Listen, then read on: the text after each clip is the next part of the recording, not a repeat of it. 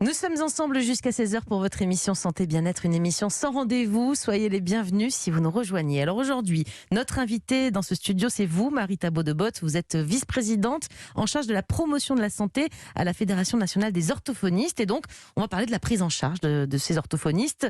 Une rééducation, par exemple, pour un bégaiement, on a un petit peu débuté tout à l'heure, ou un trouble articulaire, par exemple. Vous, les orthophonistes, d'abord, avant de commencer quelque rééducation que ce soit, vous devez faire un bilan. Et ce bilan, c'est pas un petit bilan, hein, ça dure un certain nombre de temps. Il faut déjà avoir un rendez-vous, ça on a dit que c'était compliqué, mais une fois qu'on l'a, c'est pas 5 minutes quoi.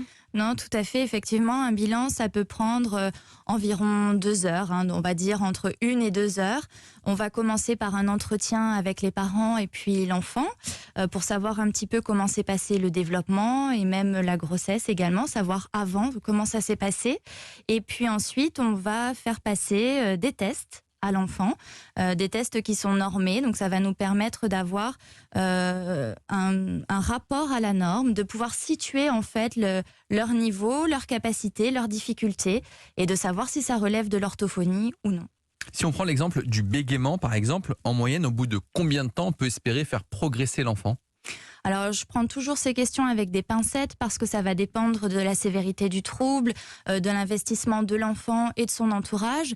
Mais globalement, on peut avoir des résultats au bout de quelques semaines.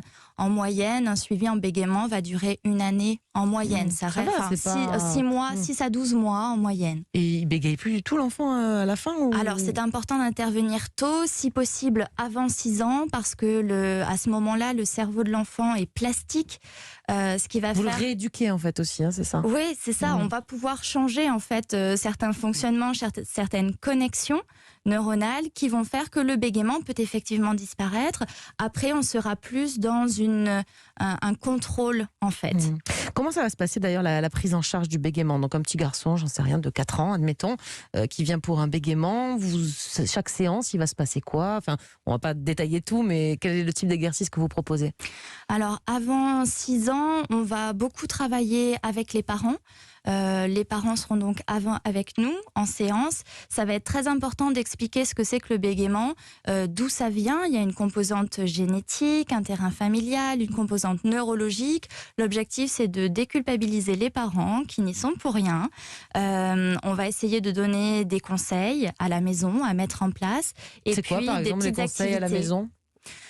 Ça va être de respecter le tour de parole, de prendre son temps quand on discute, et puis d'essayer de donner le mot à l'enfant lorsqu'il bute, de lui proposer une solution. Est-ce que c'est ça dont tu voulais me parler ? C'est ce mot-là que tu voulais dire ? Et ne pas le laisser comme ça rentrer dans son blocage.